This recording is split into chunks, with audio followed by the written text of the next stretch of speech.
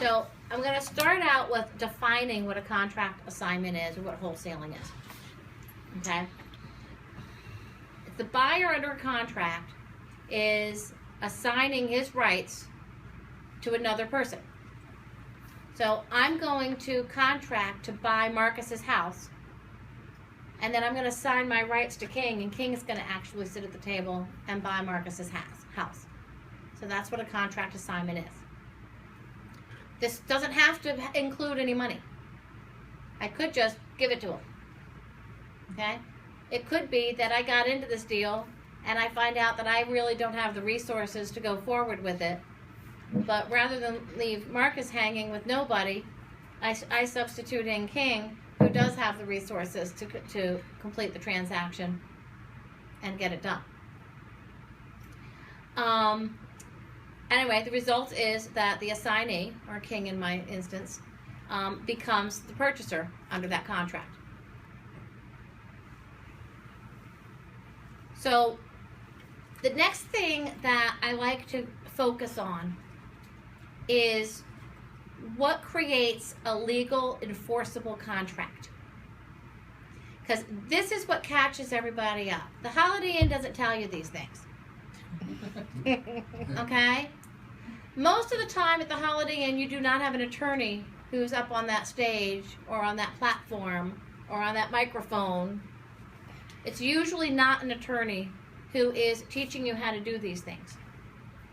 In addition, I have a theory about the Holiday Inn. Okay? And I've been carrying this theory for over 10 years, probably close to the 20 years I've been doing the investor stuff. If these guys are making so damn much money investing in real estate, number one, why are they sharing their secrets with you and creating competition for themselves? Okay? Number two, if they're making so damn much money investing in real estate, why do they need to charge you 5 figures to teach you how to do this? And how the hell do they have the time to do that? Okay? Number 3, every state has different laws with regard to what is allowable and what is not allowable, what is required, what is not required with regard to a real estate contract or a real estate transaction. How can these guys get up on a stage or up on a microphone and give you all this generic information that's going to be legal in all 50 states in the District of Columbia? It's not possible. Okay? And my favorite part is when they say, well, you don't have to worry about the seller because what the seller doesn't know won't hurt them. There's a term for that, and it's called fraud. Okay? So I like to say that when you go to the Holiday Inn, you're spending $50,000 to learn how to commit fraud. Okay? So there's that.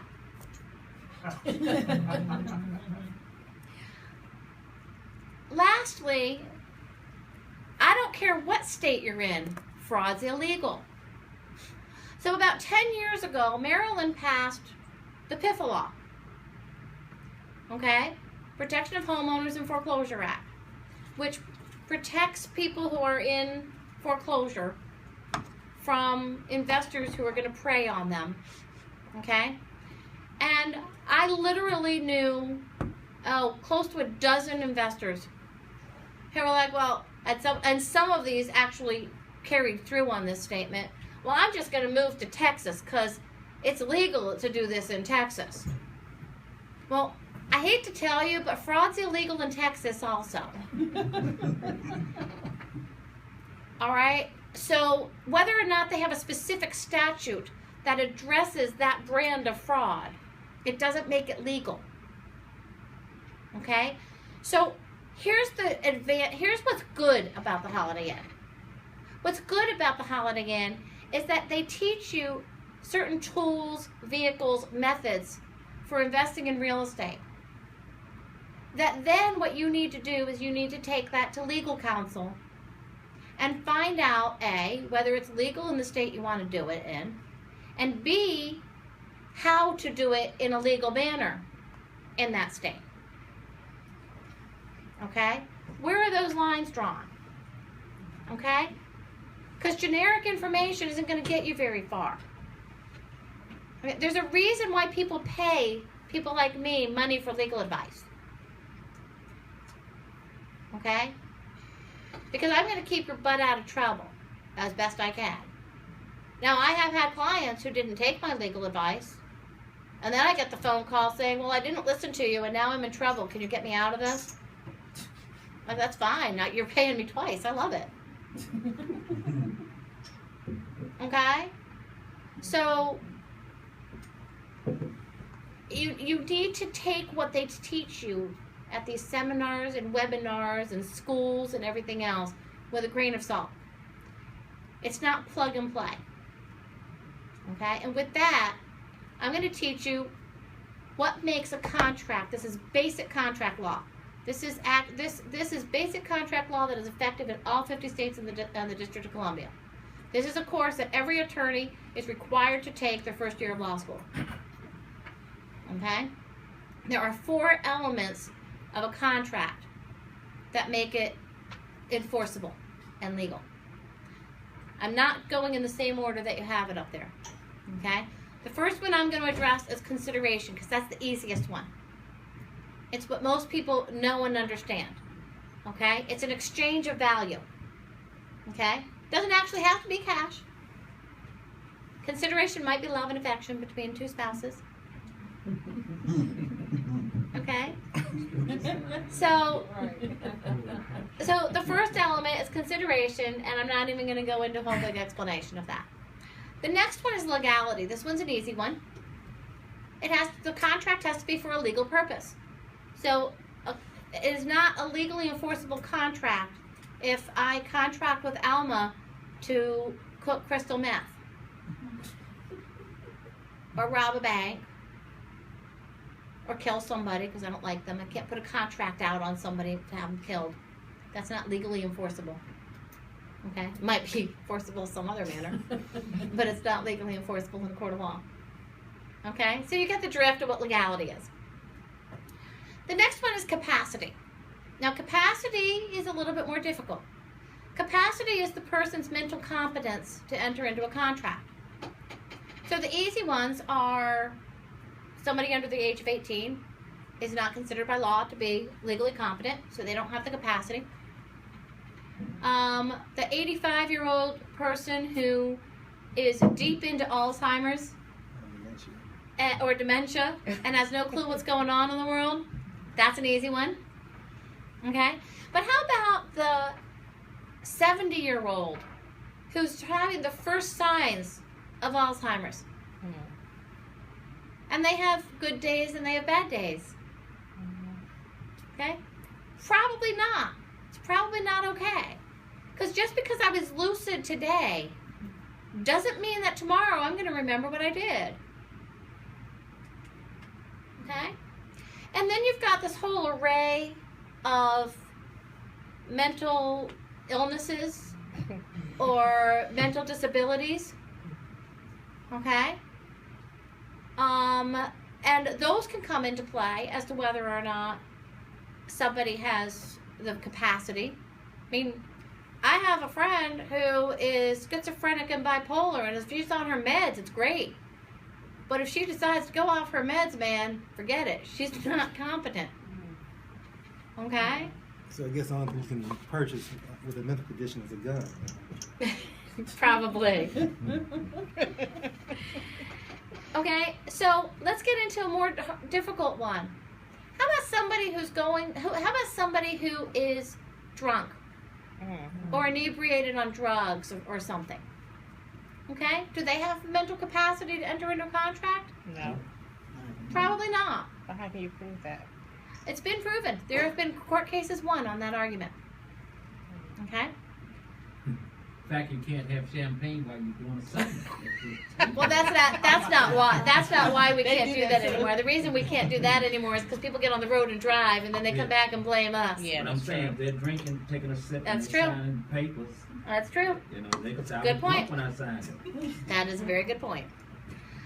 But what about emotional distress? Okay, think about this. Everybody in here is a real estate professional in some manner or another. We all know what goes into buying and selling houses, and we're perfectly competent and capable of negotiating our own contracts. We don't need somebody to negotiate our contracts for us because we know what we're doing, right? Mm-hmm. So let's say that you put your house on your market for sale by owner, and you are doing work around your house, trying to make it pretty, trying to get it, trying to give that curb appeal and whatever, and you get a phone call from emergencies services saying that your wife or your husband or your kid has been in a an accident. Just simply has been in an accident and you need to come to the hospital right now. They don't tell you anything else. Just, this person's been in an accident, come to the hospital. And you're running around the house and you're trying to find your keys and your wallet and your insurance card and your purse and anything else that you need to take with you to the hospital. And while you're running around doing this, somebody knocks on the door and says, oh my God, I've been waiting for your house to come on the market. I live in a rental on the other side of the neighborhood, and I drive past your house every day, and I love your house. And I'm sure it fits with the same model that all the rest of the houses in the neighborhood are. I want to buy your house. Are you in any condition at that moment in time? Do you have the mental capacity at that moment in time to have a reasonable conversation with this person about whether or not you're going to sell them that house and how much you're going to sell it for? No. So think about the person who is in emotional distress when they're selling their house. Okay? It might be that they can't afford to make their mortgage payments and they don't know how they're putting food on the table for their kids. It might be that that they're going through a divorce and neither party can afford to carry the mortgage on their own. Maybe somebody died and this house is being sold because somebody died. There are a lot of things that create emotional distress. And what they teach you at the Holiday Inn is how to take advantage of somebody's emotional distress and prey on them in order to get the property for less than that person would normally sell it to you. Or maybe they're teaching you to prey on somebody's ignorance, on the fact that they don't have the sophistication and the knowledge to really understand what the value of that property is. Okay? So, capacity comes into play in wholesaling a lot, doesn't it? Yeah. That's Okay. all. So, let's move on to the last one, which is the hardest one. Okay? And that's agreement, which is also called mutual assent. Okay? If anybody ever saw the first movie, Legally Blonde, she talks about mutual assent in the courtroom or in the classroom or something. It's always really funny to me. My kids love that movie. My kids are adults, by the way.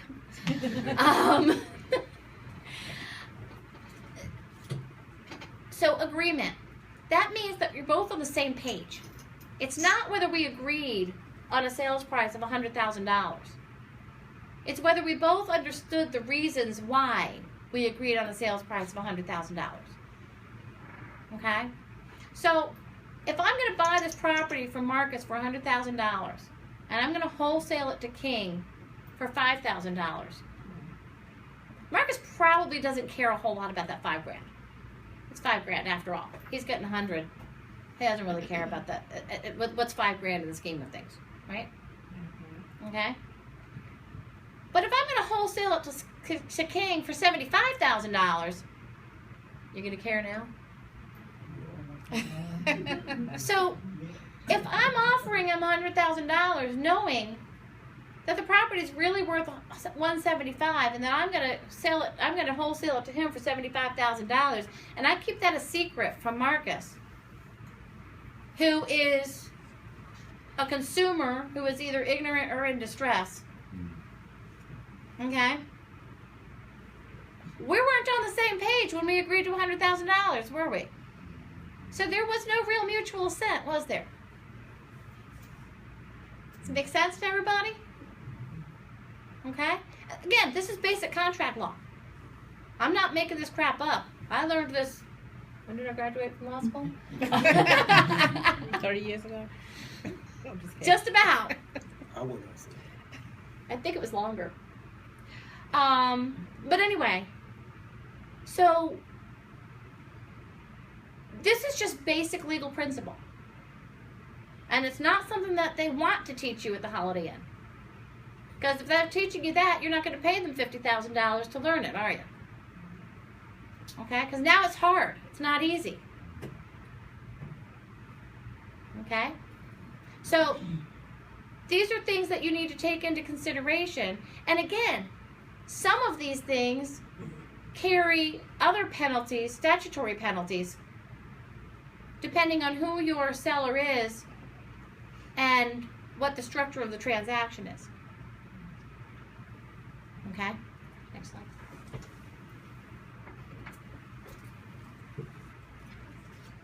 That's the same thing. Just a minute bigger. There we go. So how do you make sure that you're meeting all of these elements? Okay, next slide. We call you.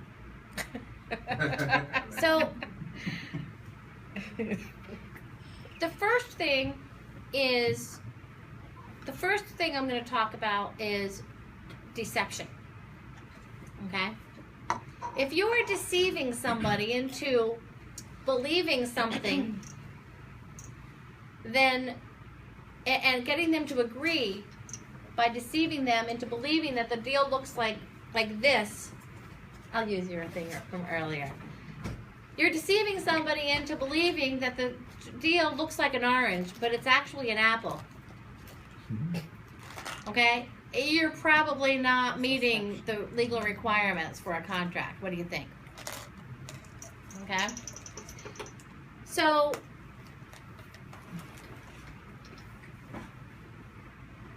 the commonly deceived parties are buyers. So sometimes a seller, an investor, is trying to sell a property to a buyer for more than that property is actually worth. We had that going on in the 90s, the late 90s. Oh, no. Okay? Not as much now as it was back then. We're coming back into that a little bit, but we've got new rules in the appraisal world that's going to help prevent that. Okay? Lenders are looking for that now. Okay? But this was a really big thing in the 90s. So, but like Fontaine is saying, it is starting to come up again now with investors who are trying to sell their properties to ignorant buyers for more than it's worth. Okay? Consumers. Sellers. We've already talked about the sellers. Short sale lenders.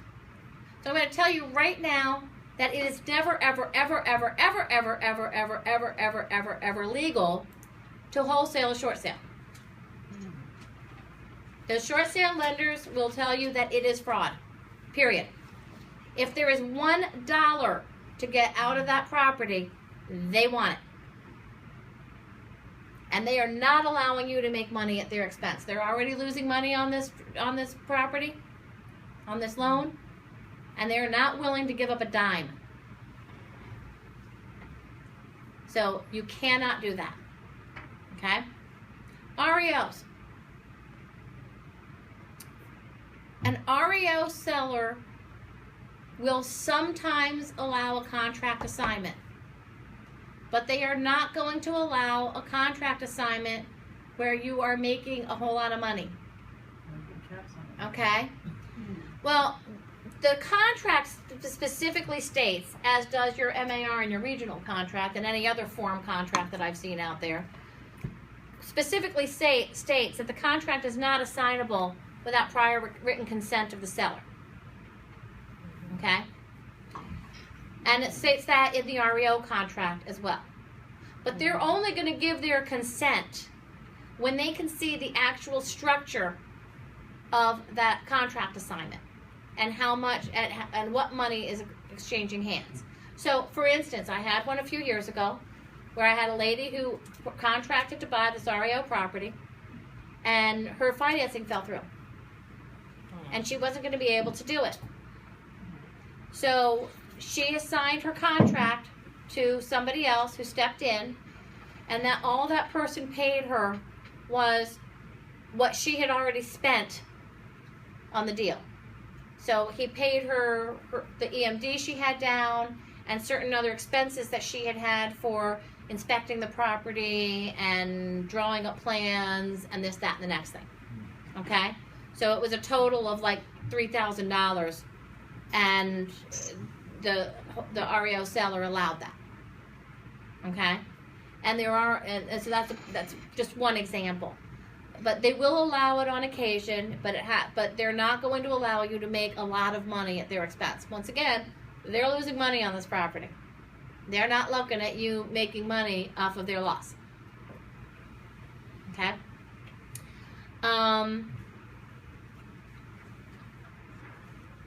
Deception does not only entail providing false information, it also includes withholding pertinent information. Okay? So the opposite of deception is disclosure. Okay? So the more you disclose, the less risk you have. You don't have to show all your cards. You just have to make sure that everybody knows the pertinent facts. So I'll give you an example. I have a client who wholesales property. He has an 8.5 by 11, 2-page, single-spaced document with numbered sentences. Each sentence has its own number next to it. And next to each numbered sentence is a space for the seller to initial, stating that basically the overall thing is that the seller understands that I'm buying this for an investment purpose, I'm buying this to make money, that my plan is to market this property for a profit, that I might assign my rights to somebody else for a profit, okay, etc., etc., etc. And he's got, this is an addendum to the contract, okay, that basically states, this is what I might do with this property, and if I do one of these things, you're already aware of this, and you can't come back later and say I didn't tell you. Okay? The contract assignment form may or may not need to be signed by the seller. It depends on the wording in the contract. Okay? Most of the time, 90% of the time, the seller does have to sign on that contract assignment. And putting in your contract a simple statement that says buyer might assign their rights under this contract to somebody else does not alleviate the requirement of having the seller sign off on that assignment. I mean, look at it this way. When you assign that contract, you're changing the terms of the contract. You're changing who the buyer is. How would the seller not need to sign that? Okay? You've just changed who the buyer in the contract is. So except for in certain circumstances, the seller's going to have to sign off agreeing that King's the buyer instead of me. All right? You don't have to put in that assignment the amount of money that is being transacted on that assignment fee. But if the seller asks, you can't say it's none of your business, and you can't lie to them. It's on the HUD one? That assignment fee damn sight better be on the HUD one. Okay? Now, with that said, I have a lot of sellers who don't care. I've had a lot of sellers who don't care. Really good example, I have one lady. You know what she got pissed off about? You know why she canceled the transaction? Because the buyer lied to her. She didn't care. All she wanted was her $45,000 and be gone. She couldn't care less how much money he made on it. She was pissed off because he lied to her. Okay? And she terminated that deal for that reason. What did he lie about? The fact that he was going to sign a contract for a fee. He wasn't upfront and honest with her. Okay? I had another guy. He didn't care that the investor was making money. He cared that the investor was making that much money. In the end, they agreed to split it in half. And Okay? you're talking about the wholesale fees, put that in half. Uh-huh. Investor A. And that the wrote investor, contract the didn't investor, have any money. so the investor was gonna get a $15,000 wholesale fee, Right. and the seller said, "No, you can have $7,500, and I get $7,500." They say you put up that EMD so you get $6,000. Well, the EMD is separate from the wholesale fee. Okay, so it really just depends. Okay, so you just because you tell somebody what you're doing doesn't mean they're going to come back and say, "No, you can't do that." But if you're taking advantage of somebody's ignorance or their emotional distress or their otherwise bad situation, that's dishonesty. And the legal definition of fraud is intentional misrepresentation of a material fact which the person relies on to their detriment. Hello? Okay? Next slide. So, the way to avoid this is these 3 words. Okay? Just stay there. Can you make it a little smaller? Looks like it's above, bigger than the screen.